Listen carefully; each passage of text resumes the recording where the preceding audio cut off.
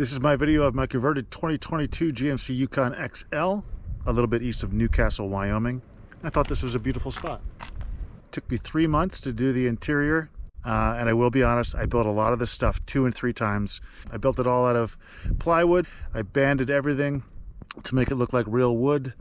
I started with a basic idea, sort of a vision of what I wanted. Obviously saw a lot of videos on YouTube. And my first thought on almost 90% of the videos I saw was, how does everything in that vehicle not fly all over the place when they're on a back road or going around corners? One of my huge goals on this conversion was to make sure that nothing rattled, nothing moved, nothing knocked, and nothing bumped. I basically built this thing around everything that I had. So what I mean by that is I got all my gear first, and then I sort of designed it around the gear. Okay, start with the back here. I see a lot of mahogany right off the bat. That's from an old project from a shower I built. Little flare here. I got a barometer, temperature gauge. That's a tide chart for Eel Point, Nantucket. And this little box here is sort of a temporary box held in by these 6 screws, which go into barrel screws in the back. The reason this temporary thing was built is so that I could take off that front and slide the fridge in. There was 2 options: put it on a slide or drop it in. There wasn't enough room to drop it in, and putting it on a slide was just sort of overkill.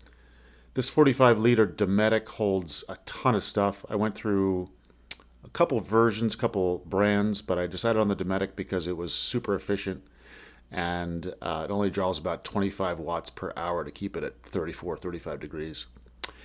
This pull-out drawer is put on a window sash there to sort of keep it secure, and with a mahogany front. All this mahogany I made myself and finished with tung oil.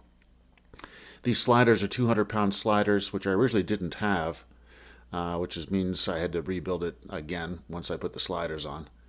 This little pop-up drawer was a pain in the butt to make work, but it worked. It holds all my camping gear, extra gas, my 2-burner jet boil, which is pretty much the majority of my cooking if I'm not cooking over a campfire. This little pop-up top holds dry food, spices, salt, pepper, and this little internal box pulls out. And the reason that I built some internal boxes in there because it was just easier to sort things and keep them from banging around. Some more dry food storage down in there, some extra gas. See all the little felt there on the side, that brown stuff, that's all to keep it from banging around. Again, another little dry food storage area with a light, a movement light. And this is my oh shit drawer that has a lot of dehydrated food, oatmeals, jerkies, spices. Basically, if I get stuck anywhere, that's got about 7 days worth of dehydrated food. This box was sort of my cooking box, and I had to build it on that angle because the original box that I built wouldn't close because of the hatch. This top has to pop off because there's no way to hinge it up or hinge it left or hinge it out. Originally I was going to cook here, which is why I put all that aluminum there for heat. But I realized that it was all going to go up into that section, all the smoke, and go into the truck, so I changed it. But still handy to have olive oil there, a bear spray, fire extinguisher, first aid kit, some cooking utensils, salt, pepper. I would have probably made that space into something else. Probably the only regret I have about the whole build. But those RV little latches hold those things in there. It's hard to get it open. Sliding back in, hit that window sash, everything nice and secure. So on the inside here, I've got a 3/4 plywood base, which is just laying on the seats. Down there I got boot storage, bear spray, and then here I've got a 75-inch, 4-inch foam bed, which is really comfortable. I can lay out completely flat. All right, and here's all the cabinetry. I did it in 2 coats of Sherwin-Williams and then 2 coats of matte poly. I sprayed it all. This is my little blackout curtains that I have. I cut them to size, and then it's on a pressure shower curtain there. I got a nice little seat. There's a fan right there to the left of my face, which is good for air circulation. I got 2 of those in the truck. And then these WeatherTech blackouts, I have them for every window, except for the fronts. I don't need them because of those blackout curtains. Now this camp knife here is an SE knife. I built it on magnets there. Those are super magnets, and I had to router that little section out in order to make it fit.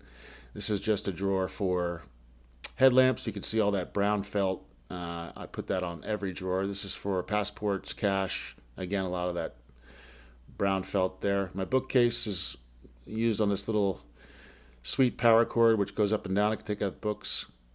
This is a gallon of water with a little hole right beneath that spout, so I can have water in the truck at my disposal. Again, one of those little RV latches keeps that nice and tight. And then again, just storage. This is for USB cables, so on and so forth. This little reading lamp, it goes around the back of the coffee station there into this little section which holds my Jackery 1000, which is my main power section. It's dimmable, really useful at night when I'm reading or taking out my contacts. This is the coffee station. I love this part. Little window sash there on the side, slides out. I got my French press.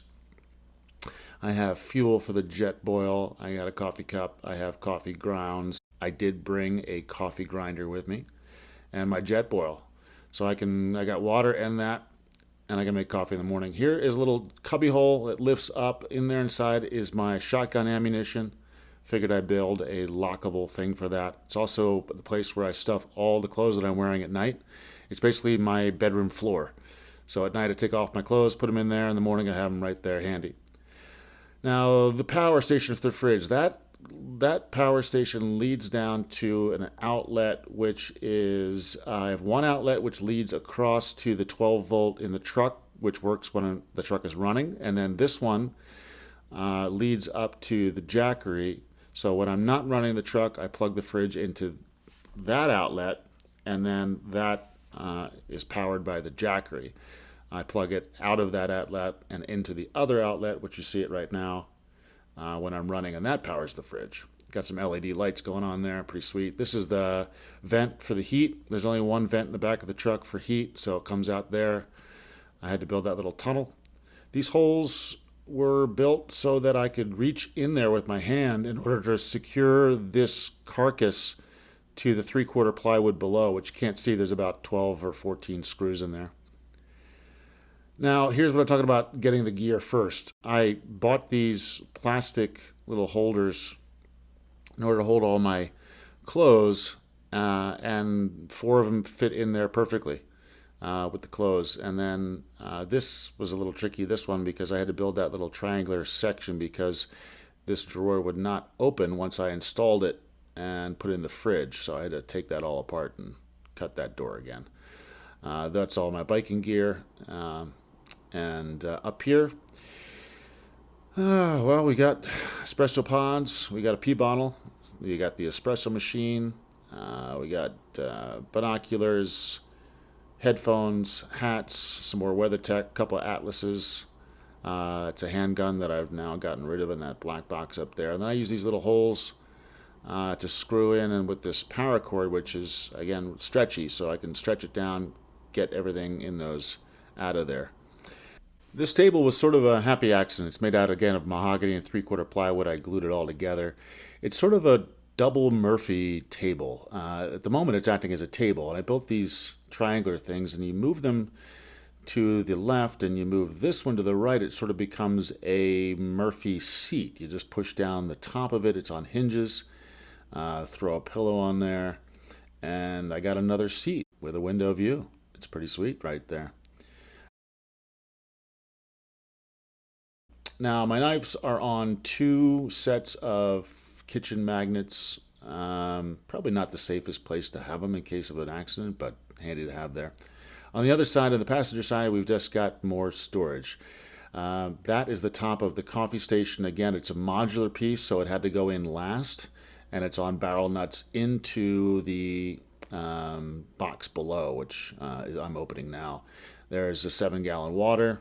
The one I opened before was just storage for my DOP kit. This is another storage for my geyser shower station. Some straps. That's my chair. That's a little tiny chainsaw, which is actually really useful. This is another 500-watt Jackery backup that I use. Those are 2 100-watt solar panels. That's my quick dry towel. And you saw my fishing nets in there. I have 2 fishing nets. And the front is basically everything I might need on the road. My laptop, some medicine, some Advil, batteries, a knife, some flashlights, a trash bag, COVID tests, some sanitizers, water, first aid kit, my cameras, my GoPro, all that stuff. Up top, I have 2 sets of high-powered lights, which I've used a couple times. My bike. And here I have 3 sets of Thule bars. Now it's probably overkill, but when I had 2 sets on, I was already over the weight limit, so I added a third for safety. That is my River Smith 2-rod fly fish holder, and this is an 8x8 ARB awning. These are my little rain gutters. I don't love the look of them, but they're actually really super useful. And this for bugs and rain. Bugs, basically, it's like a little tent for your door. It's got a little screen there, and it rolls up like a tent. Up top, I have 2 95-liter Roam Adventure cases. They hold all my bike gear, shoes, extra tubes, extra camping gas, laundry bag, helmets, stuff, basically. Wet wipes. Oh, yeah, now. Wet wipes. Got to hold the wet wipes. And tool bag. As I was putting it together, I just basically put every tool to the side so I know that the tools in there are perfect. That's my table, my big fold-out table. And this is how I get up to the top of it. No little tiny ladder and all that. Super easy. Carrying a Mossberg 590S with me, which is a lot of fun, especially when you find a sweet shooting range in the middle of nowhere in Wyoming.